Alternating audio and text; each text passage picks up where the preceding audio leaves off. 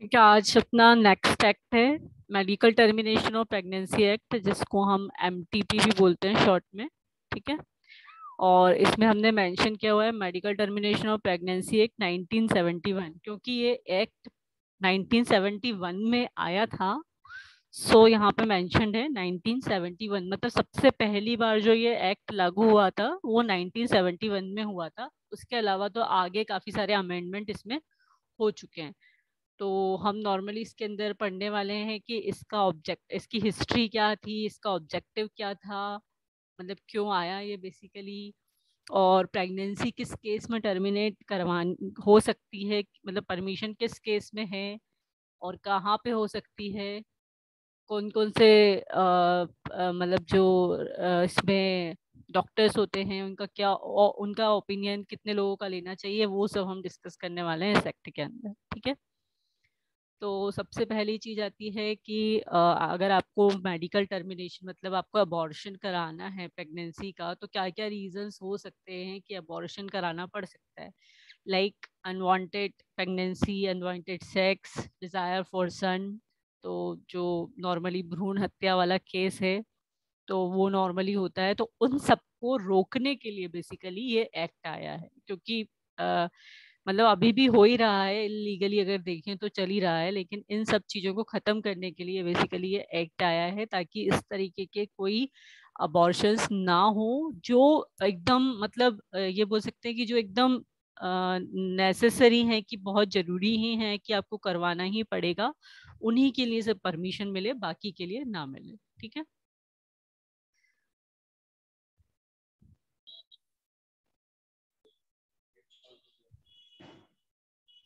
सबसे पहले इसका इंट्रोडक्शन हम देखते हैं।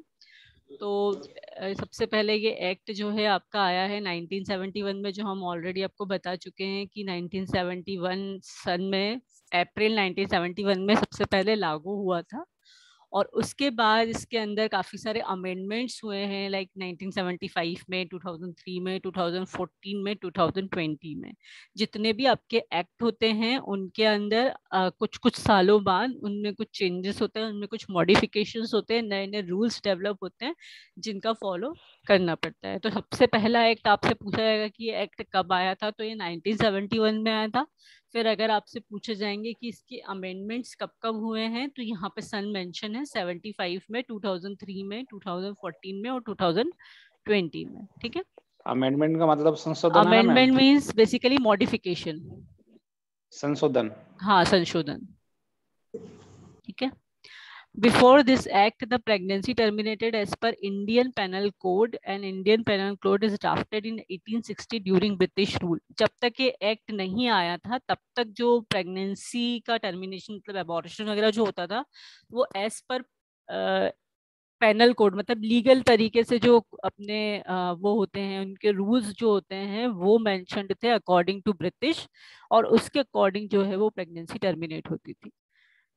जैसे एग्जांपल के लिए यहाँ पे मेंशन किया हुआ है कि जो इंडियन पेनल कोड है वो इंड्यूस करता था abortion, illegal induced abortion mean purposely miscarriage. Basically आपको मतलब ये बोलेंगे कि लीगल तरीके से जो ब्रिटिश रूल था उनके थ्रू परमिशन थी कि आप किस तरीके से अबॉर्शन बेसिकली करवा सकते, जब तक ये एक्ट नहीं आया था तब तक। ठीक है। As per IPC penalty, abortion practitioner 3 years imprisonment or fine, or both women 7 year imprisonment और फाइन, और बोथ। ओके। अगर आपने according to Indian penal code वहां पे अबॉर्शन नहीं होता है, इलीगल तरीके से अगर अबॉर्शन हो रहा है, तो वहां पे जो सजा थी या पहले जो पेनल्टीज लगती थी वो ये होती थी कि जो आरएमपी होता था, जो डॉक्टर होता था, उसे 3 साल की सजा होती थी, और जो वुमेन जो है जो अबॉर्शन कराने गई है उसे 7 years की सजा हो सकती थी या फाइन हो सकता था। ठीक है। क्योंकि अकॉर्डिंग टू एमटीपी एक्ट पूरा अधिकार है जो फीटस आया है उसको जीने का। अगर बहुत ज्यादा कोई इमरजेंसी कंडीशन है तभी मेडिकल टर्मिनेशन की परमिशन दी जाती है। अदरवाइज अगर कोई डॉक्टर फिर भी कर देता है बिना किसी रीजन के, तो फिर उसको सजा हो सकती है। ठीक है। तो इसका मेन ऑब्जेक्टिव क्या था कि जो पहले ऐसी नॉर्मली काफ़ी सारे अबॉर्शंस होते थे, आप जानते हैं पहले अर्बन एरियाज में काफ़ी होता था, तो उससे जो फीमेल की हेल्थ है उसमें बहुत ज़्यादा अफेक्ट पड़ता था। तो उसकी हेल्थ को अच्छा रखने के लिए, उसके स्वास्थ्य को बनाने के लिए बेसिकली ये एक्ट आया। इसका मेन ऑब्जेक्टिव ये है अबॉर्शन सर्विसेज को लीगलाइज करने के लिए। नहीं तो पता ही नहीं चलता था कितने अबॉर्शन हुए हैं, क्या हुआ है, एक तरीका नहीं था, मतलब किसी भी तरीके से कहीं भी कोई भी कर देता था। तो उन सबको रोकने के लिए एक्ट आया है। वही सेफ एबॉर्शन सर्विस देने के लिए एक्ट आया है। हाइजीनिक कंडीशन में होना चाहिए बेसिकली। और offers protection to medical practitioner who otherwise would be penalized under the Indian Penal Code। और बेसिकली जो डॉक्टर्स इस तरीके के काम कर रहे हैं उन्हें एक तरीके से एक प्रॉपर उसमें लाने के लिए ये एक्ट आया है कि वो तरीके से काम करें, जहाँ जरूरत है वहीं करें, अदरवाइज ना करें। तो ये मेन ऑब्जेक्टिव था इस पर्टिकुलर एक्ट का। अब हमारे पास आती हैं डेफिनेशंस जो आपके इस एक्ट के अंदर आती हैं, जो आपको पढ़नी जरूरी है, आपको पता होना चाहिए।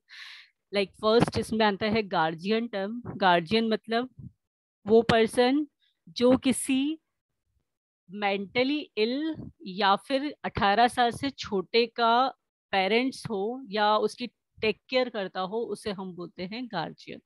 ठीक है, क्योंकि अगर 18 ईयर से कम की लेडी है तो उस केस में हमें गार्जियन की परमिशन लेनी होती है। अगर वो मेंटली डिस्टर्ब है तो गार्जियन की परमिशन लगती है। ठीक है, तो जो ल्यूनेटिक होता है, ल्यूनेटिक मतलब जो मेंटली इल है, जिसका मेंटल संतुलन ठीक नहीं है, वो उसको हम यहाँ पे बोलते हैं ल्यूनेटिक। ओके, माइनर मीन्स जिसको हम नाबालिग बोलेंगे, 18 ईयर से कम एज का जो भी होगा, इट्स नोन एज माइनर। फिर आता है रजिस्टर्ड मेडिकल प्रैक्टिशनर। तो registered medical practitioner basically doctor हो गया जिसके पास मेडिकल क्वालिफिकेशन होनी चाहिए, इंडियन मेडिकल काउंसिल का उसके पास लाइसेंस होना चाहिए या रजिस्ट्रेशन होना चाहिए, जिसका नाम मेडिकल रजिस्टर में एंटर्ड हो, और साथ ही साथ उसका एक्सपीरियंस होना चाहिए गायनेकोलॉजी एंड ऑब्स्टेट्रिक्स में। ठीक है, अकॉर्डिंग टू रूल जो भी अबॉर्शन कर रहा है वो डॉक्टर का जो नाम है रजिस्टर्ड होना चाहिए मेडिकल काउंसिल में, और साथ ही साथ उसे एक्सपीरियंस होना चाहिए गायनेकोलॉजी। ठीक है, अब आता है लीगल फ्रेमवर्क। तो इसके अंदर हमें मेन 3 चीज देखनी है। एक आता है एक्ट, एक्ट में क्या क्या चीजें आती हैं, रूल्स होता है और एक रेगुलेशंस होता है। तो एमटीपी एक्ट के अंदर आता है कि कहाँ और कब प्रेगनेंसी को टर्मिनेट किया जाता है। पर्टिकुलर कंडीशन है, उसी कंडीशन में आपको प्रेगनेंसी टर्मिनेट कर सकते हैं, और पर्टिकुलर प्लेस है जहां पे आप प्रेगनेंसी को टर्मिनेट करवा सकते हैं। ठीक है, and grants the central government power to make rules and state government power to frame regulations. और यहाँ पे सेंट्रल गवर्नमेंट को पावर दी गई है कि वो रूल्स बनाए पर्टिकुलरली। तो रूल्स के अंदर क्या चीज आती है कि कौन प्रेगनेंसी टर्मिनेट कर सकता है, और उसके अलावा जो जहाँ पे जो प्लेस पे आपका प्रेगनेंसी टर्मिनेट होनी है उसका अप्रूवल लेना होता है। तो वो अप्रूवल किस तरीके से लिया जाता है वो आपके एमटीपी रूल्स के अंदर आता है। ठीक है, और रेगुलेशंस में बेसिकली हमें डिफरेंट टाइप्स के रिकॉर्ड को मेंटेन करके रखना होता है, और कितने लोगों की हमें परमिशन या कितने डॉक्टर्स की हमें परमिशन लेनी चाहिए, वो यहाँ पे हमारे पास चीजें आती हैं। तो ये आपको अगर हम लीगल तरीके से देखें तो एक हो गया एक्ट, एक हो गया रूल, एक हो गया रेगुलेशन। एक्ट के तहत हम देखते हैं कि कहाँ पे और किस कंडीशन में टर्मिनेशन हो सकता है। रूल्स में हम देखते हैं कि कौन टर्मिनेशन कर सकता है, और साथ ही साथ कोई क्या बोलते हैं अप्रूवल जो होता है वो हमें किस तरीके से लेना है बेसिकली। ठीक है, और रेगुलेशन के अंदर जो रिकॉर्ड्स होते हैं उनको किस तरीके से मेंटेन करना है, वो सारी चीजें आपकी आती हैं रेगुलेशंस के अंदर। So basically abortion are termed legal only when all the following conditions are met। आप उसी कंडीशन में abortion को लीगल शो कर सकते हैं जब आप ये सारी कंडीशन फॉलो करेंगे। मतलब जो टर्मिनेशन है वो किसी पर्टिकुलर डॉक्टर के थ्रू होना चाहिए, जो आरएमपी जो हमने अभी पढ़ा, रजिस्टर्ड मेडिकल प्रैक्टिशनर होना चाहिए, according to the act. Act के तहत जो अप्रूव्ड है उस मेडिकल प्रैक्टिशनर को परमिशन होती है कि वो टर्मिनेट कर सकता है, ठीक है। उस प्लेस पे टर्मिनेट होना चाहिए जो एक्ट के अंदर आती है, और उस कंडीशन में बेसिकली टर्मिनेशन करना चाहिए जो एक्ट के थ्रू प्रिस्क्राइब की गई है। मतलब पर्टिकुलर एक टाइम पीरियड होता है कि आप इतने से इतने वीक तक की प्रेगनेंसी को टर्मिनेट कर सकते हैं, उसके बाद की अगर प्रेगनेंसी होती है तो उसको टर्मिनेट करने की परमिशन नहीं है। वो अभी हम डिस्कस करने वाले हैं, ठीक है। जैसे कि यहाँ पे मेंशन्ड है आपका कि टर्मिनेशन ऑफ प्रेगनेंसी हम किस कंडीशन में कर सकते हैं, क्या क्या रीजंस होते हैं कि हम प्रेगनेंसी को टर्मिनेट करवा सकते हैं अकॉर्डिंग टू दिस एक्ट। तो नॉर्मली 20 वीक्स तक की अगर प्रेगनेंसी है, मतलब नॉर्मली होता है कि या तो आप 12 मंथ के पहले करवा लें, सॉरी 12 वीक्स के पहले करवा लें, या 12 to 20 वीक्स के पहले उसके बीच में होती हैं। तो नॉर्मली 20 वीक तक की परमिशन होती है अकॉर्डिंग टू एक। 20 वीक के बाद प्रेगनेंसी को टर्मिनेट नॉर्मली नहीं किया जाता है, ठीक है। तो किस किस कंडीशन में परमिशन है, या मतलब क्या क्या रीजंस होते हैं जिन वजह से आपको टर्मिनेशन की परमिशन दी गई है।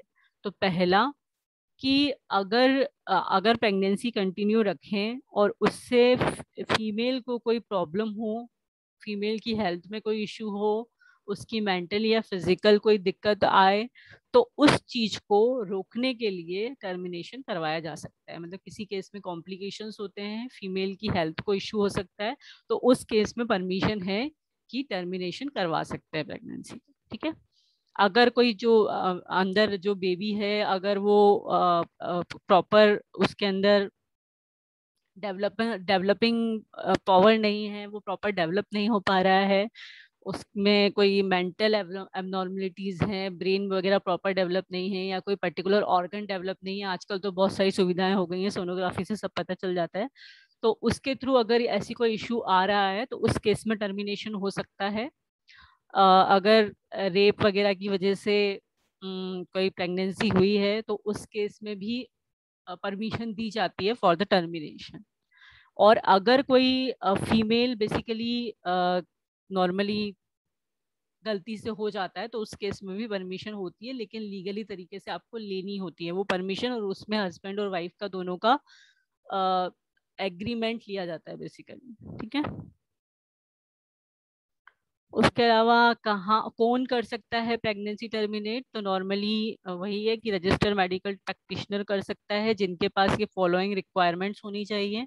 मींस कि उनके पास मेडिकल क्वालिफिकेशन होनी चाहिए, उनका नाम मेडिकल रजिस्टर के अंदर एंटर होना चाहिए, और साथ ही साथ उनको गायनेकोलॉजी और ऑब्स्टेट्रिक्स की एक्सपीरियंस होना चाहिए, ठीक है। तो ये जो पर्सन है ये ही प्रेगनेंसी को टर्मिनेट कर सकते हैं। इसमें जो क्वेश्चंस बनते हैं वो यही बनते हैं कि किस कंडीशन में, जो हमने अभी पढ़ा कि किस कंडीशन में टर्मिनेशन हो सकता है, कौन टर्मिनेट कर सकता है। सेकेंड चीज आती है कि आप whose consent is required for termination of pregnancy, हमें किसकी कंसेंट लेना होता है अगर प्रेगनेंसी टर्मिनेट करानी है तो बेसिकली नॉर्मली एक्ट के अकॉर्डिंग तो फीमेल का कंसेंट होना जरूरी है जब भी प्रेगनेंसी टर्मिनेट की जाती है।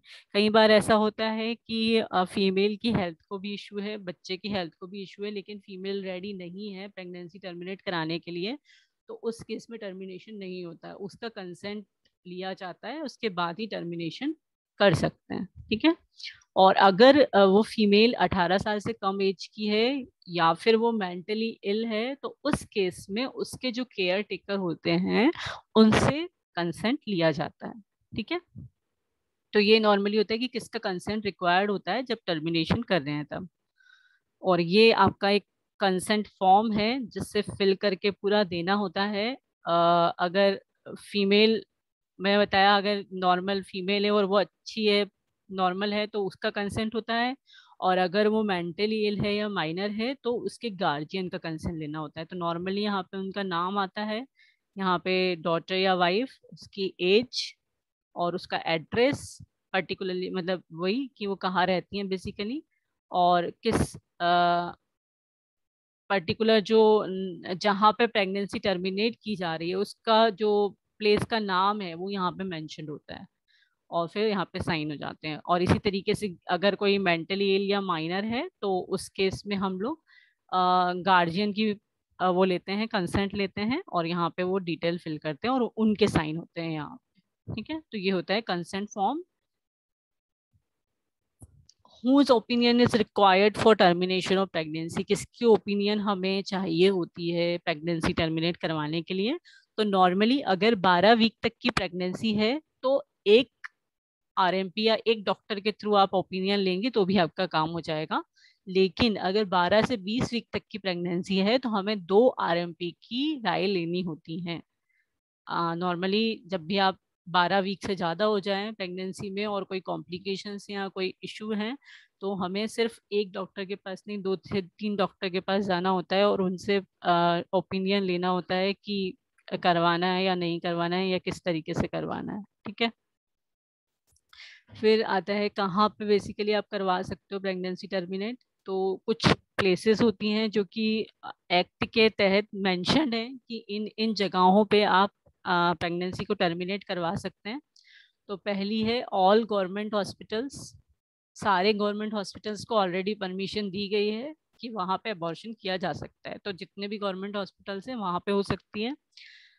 अगर हम प्राइवेट की बात करें तो प्राइवेट में आपको पहले परमिशन लेनी होती है गवर्नमेंट के थ्रू। ठीक है, और उसमें वहाँ पे प्रॉपर फैसिलिटी होती है, तब गवर्नमेंट आपको परमिशन देती है, उसको उस प्लेस को अप्रूव्ड करती है बेसिकली। और अप्रूवल जो होता है वो अगर हम डिस्ट्रिक्ट लेवल पे लेते हैं तो डिस्ट्रिक्ट लेवल कमेटी के थ्रू लिया जाता है, जिसमें 3 से 5 मेंबर इन्वॉल्व होते हैं जो कि आपकी प्लेस को देखते हैं और उसको अप्रूव्ड करते हैं कि यहाँ पे पूरी फैसिलिटीज वगैरह है कि नहीं। तो ये कुछ प्लेसेस है जहाँ पे प्रेगनेंसी को टर्मिनेट किया जा सकता है। फिर आता है अब हम बात कर रहे हैं अप्रूवल की। जो हमने हमने देखा अभी तक हम जो पढ़ रहे थे वो हमारा था यहाँ तक का जो था हमारा एमटीपी एक्ट था। अब हम देख रहे हैं एमटीपी रूल।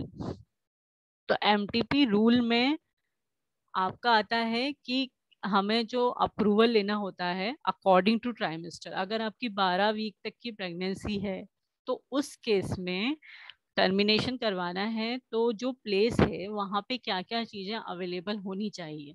तो टेबल होनी चाहिए, स्टेरिलाइजेशन इक्विपमेंट होने चाहिए, drugs and parenteral fluids are required, backup facility होनी चाहिए and facilities for the transportation. ये चीज़ें रिक्वायर्ड होती हैं अगर 12 वीक तक की प्रेगनेंसी है। तो अगर ये सब चीज़ें वहाँ पे अवेलेबल हैं तो आपको अप्रूवल मिल सकता है। तो सबसे पहले आपको इक्विपमेंट्स वगैरह अरेंज करने होते हैं जो भी रिक्वायर्ड होते हैं for the termination of pregnancy. अगर 20 वीक तक की प्रेगनेंसी है तो सारे रिक्वायरमेंट जो 12 वीक तक थे, मतलब ये सब चीजें तो आपके पास होनी ही चाहिए। उसके साथ साथ एक ऑपरेशन टेबल और जो भी सर्जरी करने के लिए जो इंस्ट्रूमेंट रिक्वायर्ड होते हैं वो चाहिए होते हैं।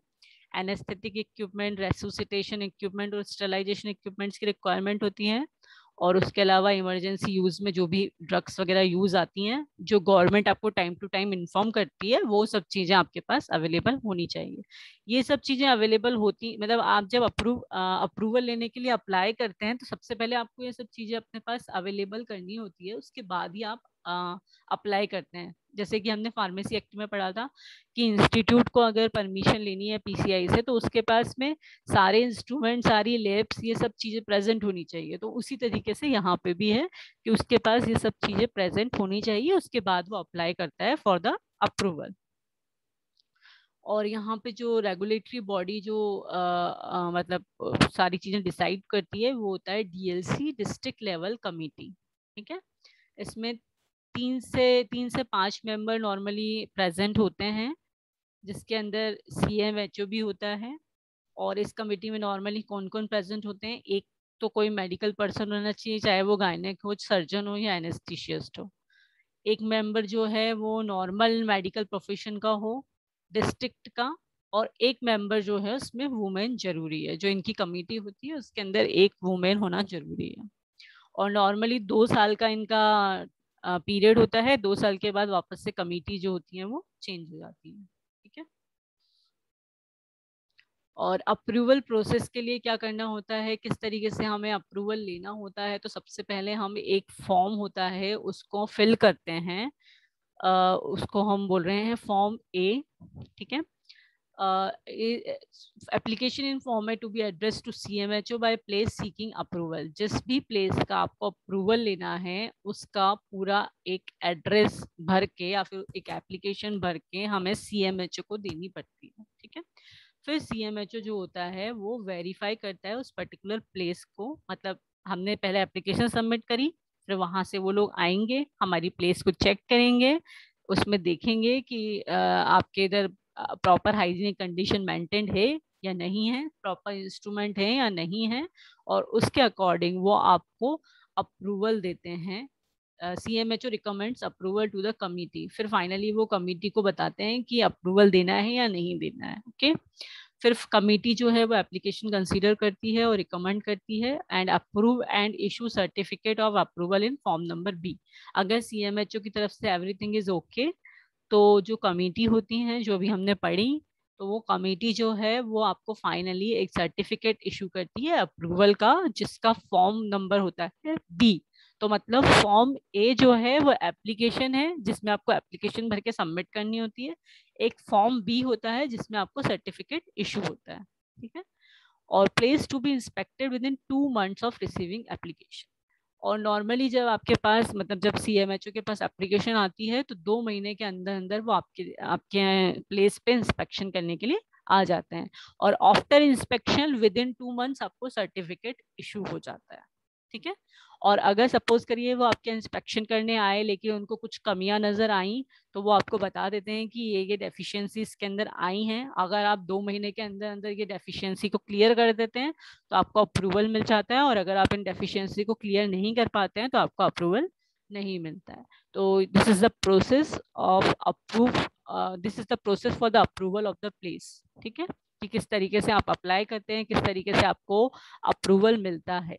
और अगर कुछ डेफिशिएंसी है तो विद इन 2 months आपको उसको रिजॉल्व करना होता है, ठीक है। ये है आपका फॉर्म नंबर ए, जिसमें हम जो साइट अप्रूवल है उसके लिए हम एप्लीकेशन फॉर्म है जो आपको फिल करना होता है, जहाँ पे 12 वीक आपको कैटेगरी चूज करनी होती है कि आप जो अपनी प्लेस है उसको 12 वीक तक की प्रेगनेंसी के या टर्मिनेट करवा सकते हैं या 20 वीक तक की। तो आपको यहाँ पे राइट लगाना होता है निशान। फिर यहाँ पे आपका नाम, पर्टिकुलर प्लेस का नाम आ जाता है, जो भी आपने प्लेस मतलब बनाई है। एड्रेस आ जाता है, प्राइवेट है, नॉन गवर्नमेंट है, नर्सिंग है, अदर इंस्टीट्यूशन है, वो मेंशन हो जाता है। स्टेट मेंशन हो जाता है कि कौन से स्टेट में है बेसिकली। तो ये इस तरीके से आप एप्लीकेशन फॉर्म भर के सबमिट कर देते हैं CMHO को, ठीक है। उसके बाद इंस्पेक्शन के लिए CMHO बता ही दिया आपको, नॉर्मली CMHO आता है, लेकिन आपको अप्रूवल मिलने के बाद भी वो बीच में चेक करने के लिए आता है कि सब कुछ सही चल रहा है या नहीं चल रहा है। और अगर उसको फिर भी कुछ गड़बड़ लगती है कि वो हाइजीनिक कंडीशन में प्रॉपर वर्किंग नहीं हो रही है या कुछ गलत हो रहा है, तो वो आपकी प्लेस को सीज कर सकता है, ठीक है। ये है आपका फॉर्म नंबर बी, जिसमें आपको सर्टिफिकेट इशू हो जाता है कि आपकी प्लेस जो है वो अप्रूव्ड हो चुकी है, और कितने वीक्स तक के लिए अप्रूव्ड हुई है। मींस कि आप 12 वीक्स तक की प्रेगनेंसी को टर्मिनेट कर सकते हैं या 20 वीक तक की प्रेगनेंसी को टर्मिनेट कर सकते हैं, वो यहाँ मेंशन हो जाता है। और यहाँ पे वही प्लेस का नाम, एड्रेस, डिस्क्रिप्शन, ऑनर का नाम, यहाँ पे सब कुछ मेंशन हो जाता है और आपको सर्टिफिकेट मिल जाता है। तो जब भी आप मतलब जो नॉलेजेबल पर्सन है वो आपसे पूछ सकता है कि ये प्लेस अबॉर्शन के लिए अप्रूव्ड है या नहीं, तो आप ये सर्टिफिकेट दिखा के बोल सकते हो कि ये प्लेस अप्रूव्ड है, यहाँ पे हो सकता है अबॉर्शन, ठीक है। और किस केस में जो आपका मतलब अप्रूवल है वो कैंसिल हो सकता है। तो जैसे कि अभी मैंने नॉर्मली आपको बताया था कि CMHO बीच में आपके चेक करने जाता है, इंस्पेक्शन करने जाता है। अगर उसे कुछ अनहाइजीनिक कंडीशन वहाँ पे दिखती है तो वो या तो सीज कर देता है कुछ टाइम के लिए, या आपके अप्रूवल को या आपके सर्टिफिकेट को वो सस्पेंड या कैंसिल भी कर सकता है कुछ पर्टिकुलर मतलब आपको क्या बोलेंगे कि उसको अगर कुछ भी अच्छा नहीं लगा तो वो आपसे सर्टिफिकेट का अप्रूवल छीन लेगा, फिर वापस से आपको रीअप्लाई करना पड़ता है पूरी कंडीशन को वापस से मेंटेन करके, और फिर फाइनली आपको वापस से लाइसेंस इशू होता है। तब तक के लिए वो नॉन अप्रूव्ड हो जाती है। मींस कि अगर आपने बीच में कोई चीटिंग कर ली और बीच में आपका इंस्पेक्शन हो गया और उसने कुछ गलत पा लिया आपके प्लेस पे, तो वो आपके प्लेस को अनअप्रूव्ड कर देगा और उसके बाद आपको वापस से अप्लाई करना पड़ेगा फॉर द अप्रूवल। ठीक है, सो ये आपका आज का एक्ट था कंप्लीट।